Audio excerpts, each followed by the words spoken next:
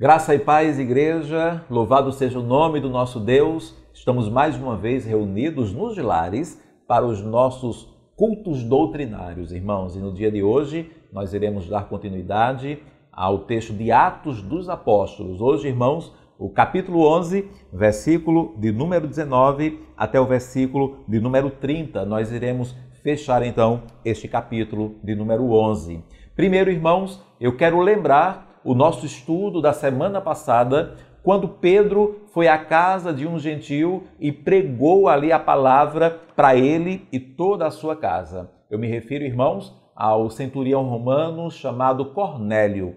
Falamos a semana passada que este ato, ele escancarou a porta do evangelismo entre outras nações, mas salientamos que ainda era algo difícil de se assimilar por todos. Ali, irmãos, naquele episódio, vimos que para a igreja em Jerusalém, o testemunho do apóstolo Pedro foi suficiente para que declarassem que também aos gentios Deus concedeu o arrependimento para a vida. Atos 11, 18. Entretanto, como bem frisamos, toda mudança gera incômodos e são de difícil implementação, principalmente algo dessa natureza que lida com costumes e tradições milenares. E hoje, irmãos, veremos isso aqui na prática e ainda perceberemos uma grande mudança de nomenclatura, onde transformou o crente convertido em um só, fosse judeu, convertido ao Senhor Jesus, ou fosse um gentil, ali nascido de novo, também convertido ao Senhor Jesus Cristo.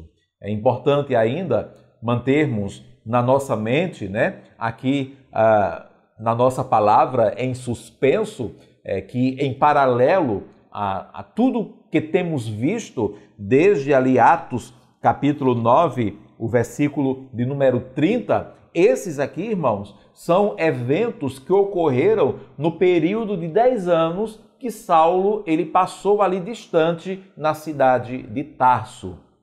Então vamos lá, irmãos. O versículo de número 19 de Atos capítulo 11 já entra meio que esclarecendo e revelando mesmo. Lucas, o autor deste livro, ele escreveu o verso anterior que falava ali da aceitação dos judeus em Jerusalém acerca da conversão dos gentios. Já aqui, irmãos, nesse versículo de número 19, ele se contrapõe em suas próprias palavras quando deixa claro que ainda não era assim em sua totalidade. O verso 19, na parte A, diz que os que foram dispersos a partir da perseguição que começou com a morte de Estevão, se espalharam até a Fenícia, Chipre e Antioquia. E veja que a perseguição, ela de fato cumpriu esse grande propósito de agilizar a pregação do Evangelho e alcançar outras cercanias, que era, claro, ali o interesse de Jesus, de acordo com Atos, capítulo 1, versículo de número 8. Mas a segunda parte do verso deixa ali uma coisa bem clara, o versículo 19, na parte B. Diz que estes que se espalharam por outras cidades, eles não anunciando a palavra a ninguém que não fosse judeu. Aqui, irmãos, não dá para afirmar que esses crentes estavam indo de encontro aos apóstolos em Jerusalém. Provavelmente, a estes ainda não havia chegado as notícias do Evangelho sendo pregado a gentios e o mover do Espírito Santo entre eles também. Por outro lado, comprovando que realmente era uma decisão do Espírito Santo que a todos fosse pregado o Evangelho. O versículo 20 diz: alguns deles, porém, que eram de Chipre e de Cirene e que foram até Antioquia, falavam também aos gregos, anunciando-lhes o Evangelho do Senhor Jesus. Perceba que já os crentes de Chipre, eles estendiam a pregação já a outros povos, no caso aqui, aos gregos. E, obviamente, como não poderia deixar de ser, a aprovação do Senhor também estava aqui. O versículo 21, a mão do Senhor estava com eles e muitos, crendo, se converteram ao Senhor. Nesses 3 versículos, né? O versículo 19 até o verso 21, nós podemos testificar a obra que o Espírito Santo estava fazendo. Ainda que não houvesse um planejamento humano, ainda que os apóstolos não tivessem transformado, né, isso num decreto, digamos assim, no memorando, né, como quem dissesse, né, a partir de hoje fica liberado a pregação aos gentios. Não, isso não aconteceu, não precisava, porque quando Deus quer, irmãos, Ele faz. Agindo Ele, né, quem impedirá? Se Deus ordenou que então esse evangelho iria se espalhar para Jerusalém, Judéia, Samaria e até os confins da terra, então isso de fato iria acontecer. Como estamos falando, irmãos, de um período de tempo, aqui no mínimo 10 anos, né? Cedo ou tarde as notícias elas chegavam e chegaram, né? E a igreja ali em Jerusalém tomou conhecimento do que estava acontecendo ali naquelas regiões. No versículo 22, na parte a notícia a respeito deles chegou aos ouvidos da igreja que estava em Jerusalém. E a igreja tomou, aqui certamente os apóstolos, né? A igreja em Jerusalém tomou uma decisão, a priori uma decisão administrativa, mas que o tempo provaria, irmãos, como sendo uma decisão ali missionária, né?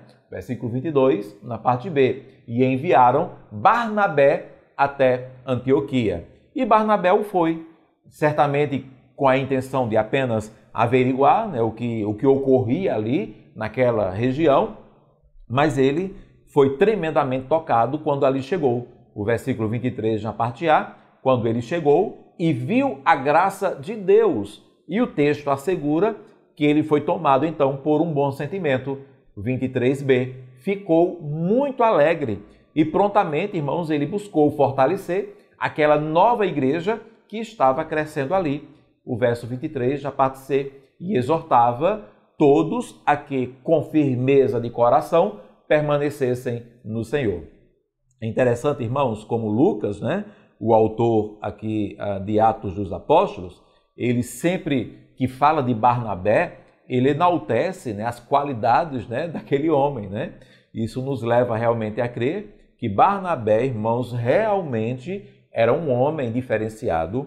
Ele era realmente um filho da consolação.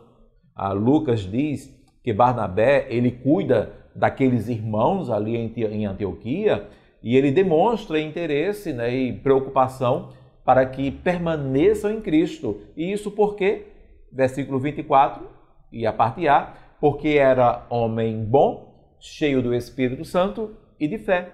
E diante dessa postura, Deus ia confirmando e fortalecendo a obra ainda mais. 24b, e muita gente se uniu ao Senhor. E então, irmãos, esse homem bom, né, e com aptidão ali de consolação, de ser um consolador, diante daquela demanda que se criou naquela região ali em Antioquia, ele se lembra de um alguém, ele se lembra de um jovem discípulo, de alguém que ele abraçara, né, lá atrás e que o tomara ali para a sua responsabilidade, né? Que há 10 anos este jovem discípulo estava em sua terra, né, ali em Tarso, e ele julga acertadamente que agora chegou a hora dessa peça, né, ser posta ali naquela engrenagem. Não sabia Barnabé que a partir desse momento e desse ato dele, né, o Evangelho de Jesus tomaria novas proporções por causa desse instrumento chamado Saulo. Diz a palavra que depois de testificar o que estava ocorrendo ali em Antioquia, e certamente isso trouxe grande demanda, né? Versículo 25, depois então, Barnabé, ele foi a Tarso à procura de Saulo. E o versículo 26 na parte A, e quando o encontrou, levou-o para Antioquia. E a partir daí, irmãos, Saulo ele já começou com tudo ali na obra missionária? Não, irmãos. Deus ele age pacientemente, contudo muito bem planejado. O versículo 26 na parte B diz que durante um ano inteiro, olha só, um ano inteiro, se reuniram naquela igreja e ensinaram numerosa multidão. E aqui então, nesse primeiro ano, que seria como ali um período de experiência para Saulo, nós veremos uma grande mudança de nomenclatura, onde transformou o crente convertido em um só. Não seria mais o judeu ou o gentio. Não haveria ou não deveria haver mais nenhuma distinção. Todos seriam cristãos. Versículo 26, na parte C, em Antioquia, os discípulos foram pela primeira vez chamados de cristãos. E por que foram chamados assim? Porque Barnabé e Paulo, no caso ali Saulo, né, reclamaram essa alcunha para si, eles exigiram que fossem chamados assim, pediram para que a partir daquele momento eles os chamassem dessa maneira? Não, provavelmente não.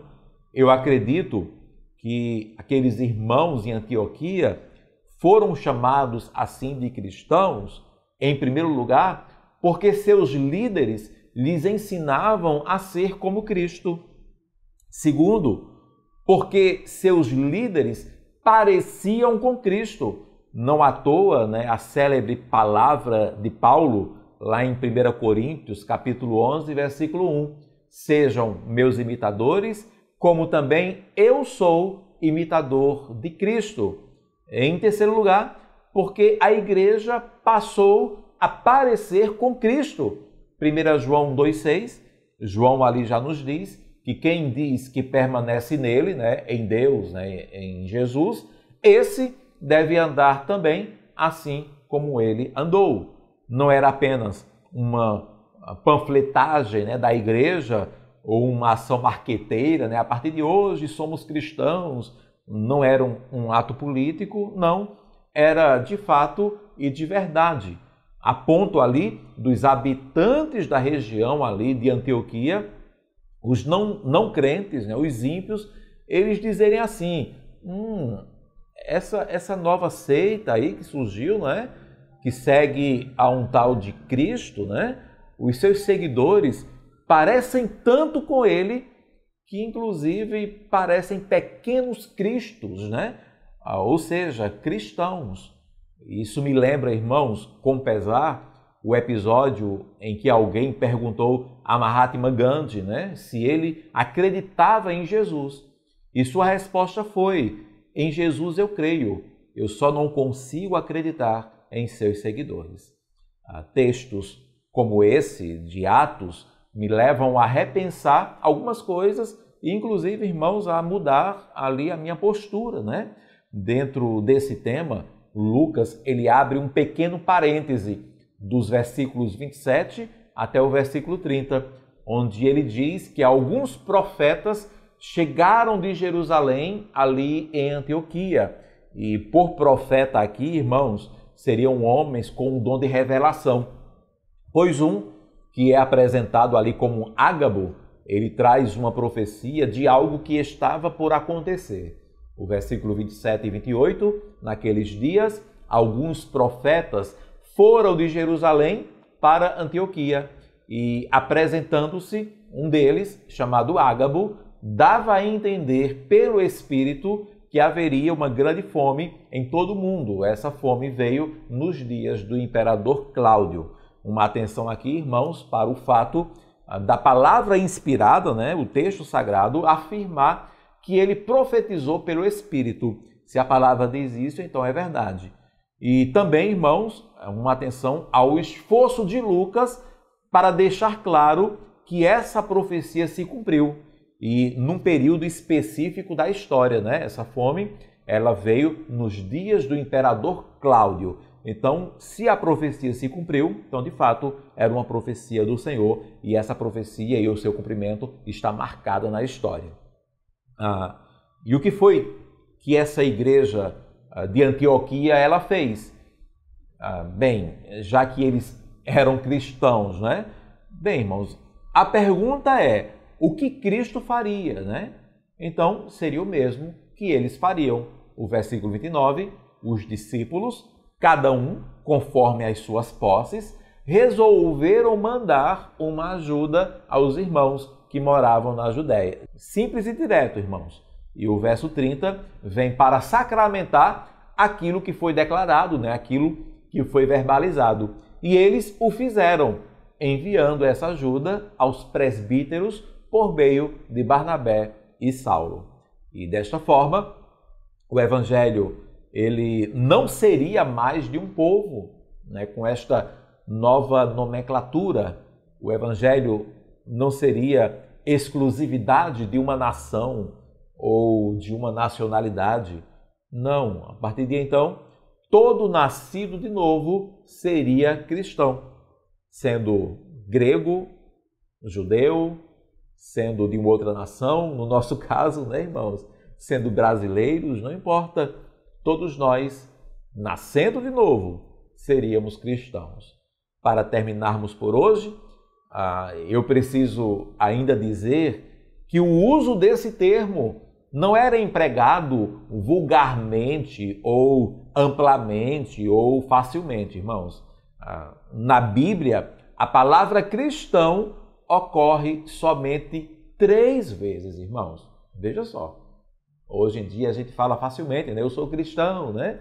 Então esses são os cristãos, o cristianismo, né, irmãos?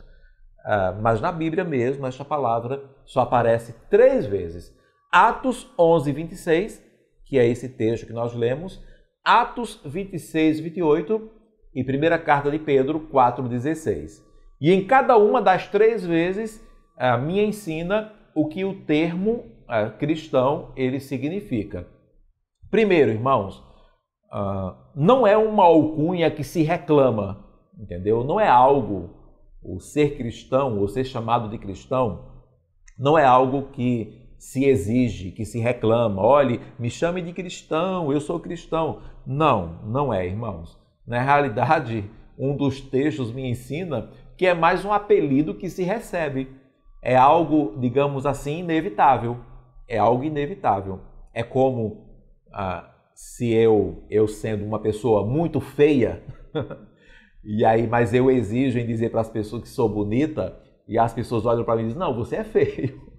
Você é muito feio. É inevitável, irmãos, sabe? É algo que está ali, está presente.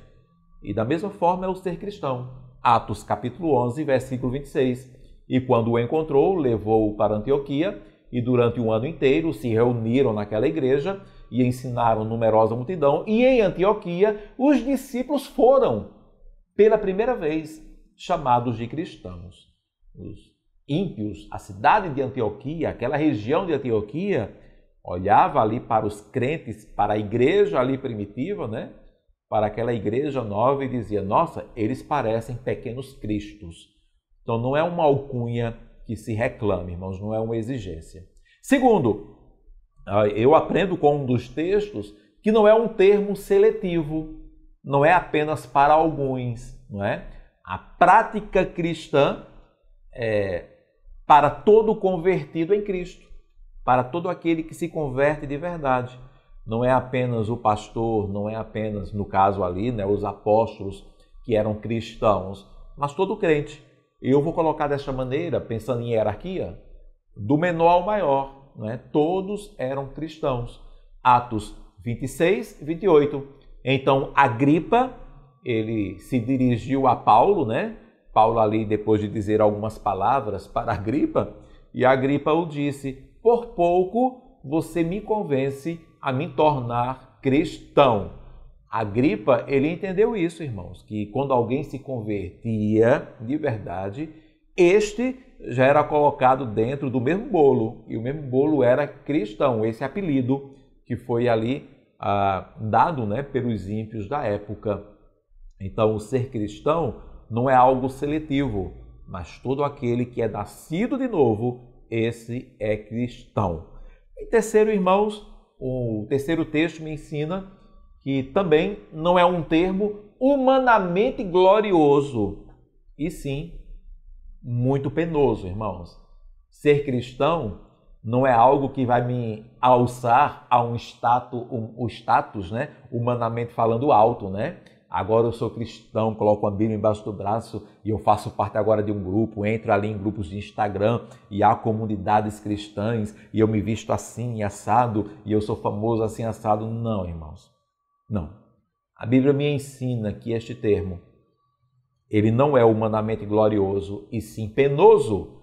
1 Pedro 4,16. Mas, se sofrer como cristão, não se envergonhe.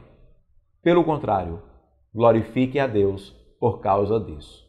Carregar esse nome era sinônimo de muito sofrimento. É de se estranhar. Alguém que se diz cristão, mas basicamente não teve que renunciar a nada. Mas ser cristão, segundo o próprio Cristo, lá no Sermão do Monte, irmãos, inclusive nas bem-aventuranças, já no início, ser cristão é sinônimo de sofrimento, de perseguição, de dor, de renúncia. Cristão, originalmente, era um termo que denotava ali um servo e seguidor de Cristo. Hoje, tornou-se um termo geral, destituído do significado original que tinha no Novo Testamento.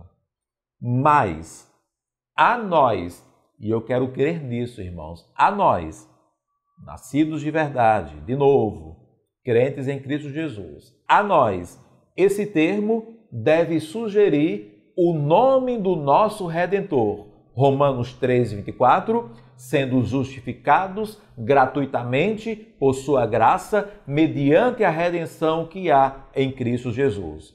A nós deve sugerir a ideia do profundo relacionamento do crente com Cristo. Romanos 8, 38, 39. Porque eu estou bem certo de que nem a morte, nem a vida, nem os anjos, nem os principados, nem as coisas do presente, nem do porvir, nem os poderes, nem a altura, nem a profundidade, nem qualquer outra criatura poderá nos separar do amor de Deus que está em Cristo Jesus, nosso Senhor.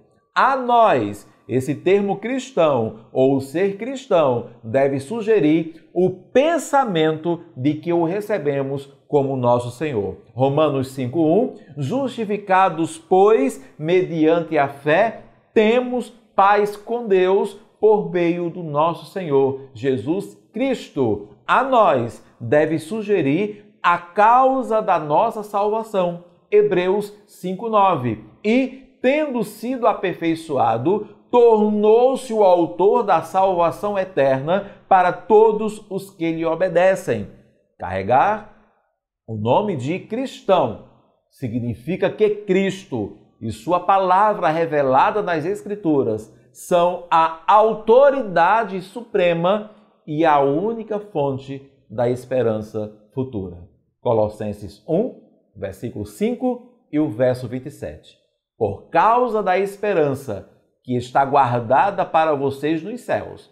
Desta esperança, vocês ouviram falar anteriormente por meio da palavra da verdade do Evangelho. A estes, Deus quis dar a conhecer a riqueza da glória deste mistério entre os gentios, que é Cristo em vocês, a esperança da glória. Amém e amém. Oremos ao Senhor, irmãos. Pai, muito obrigado pela Tua palavra pregada e esclarecedora, e que em Cristo Jesus possamos sim, Senhor, ter alcançado ou alcançarmos o prazer, o privilégio de podermos ser chamados de cristãos. Possamos a cada dia, Deus, imitarmos ao nosso Senhor Jesus Cristo, e que Ele possa crescer no nosso meio e que nós a cada dia venhamos a diminuir. Pai, que Jesus Cristo seja o centro da nossa vida, da nossa adoração, do nosso cultuar. E é no nome dele que nós oramos assim. Amém e amém. Que Deus te abençoe em Cristo Jesus.